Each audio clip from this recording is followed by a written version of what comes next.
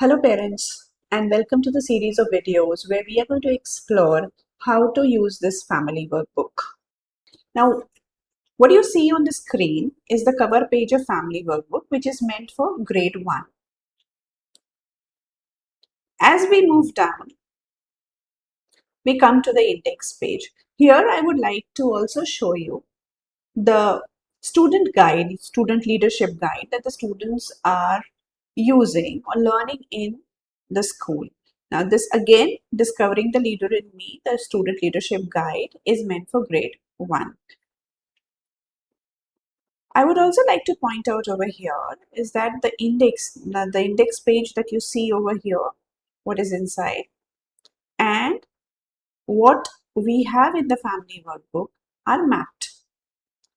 As you can see over here, the first lesson is welcome, followed by what is leadership, 7 habits overview, the emotional environment, the physical environment, and the family mission statement.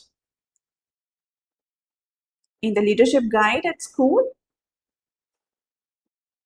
welcome, leadership, what is leadership, 7 habits overview, emotional environment, physical environment, and class mission statement. So basically why I'm bringing this up is because whatever the child is learning in school, the same can be mirrored at home. Coming back to the family journal, let us come to the first section. Now let me take this opportunity to welcome you, and I truly appreciate that you have showed up here. That means that we are together in more intentional and conscious parenting. I would also like to thank your school for embracing social emotional learning through Leader in Me program. This is a powerful commitment towards raising leaders and not just learners. This family workbook is designed to support that vision, bringing these leadership principles into your daily family life. This workbook is based on the timeless principles found in the 7 Habits of Highly Effective People and The Leader in Me. The 7 Habits of Highly Effective People is a book written by Stephen Covey. Now, why family is important and why family workbook is a sacred and an important place is because as parents, you are your child's first and most influential teachers.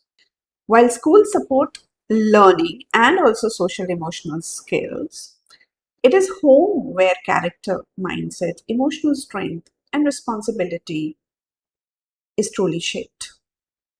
When these principles are practiced constantly at home, children naturally grow into leaders of their own lives. We understand that you are very busy, so the first tip is to look for ways to work the principles into what you are already doing. Think of this not as another task on your checklist, but finding ways in the daily life where you can talk about the leadership principles. Maybe you're already having dinner. You can take that opportunity to talk about the day and talk about leadership when you are helping your child with the homework. At that time, you can take that moment to build more responsibility. We are not adding pressure over here. We are trying to add intention. And rather than stacking more onto your routine, think about replacing small pockets of time, even 10 to 15 minutes, which you can take out from some other routine, and that can become a meaningful family connection space. Please go at your own pace.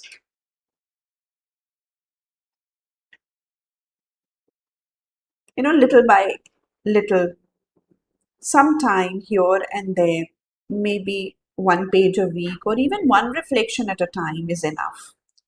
You see, transformation in families is not rushed, it is cultivated.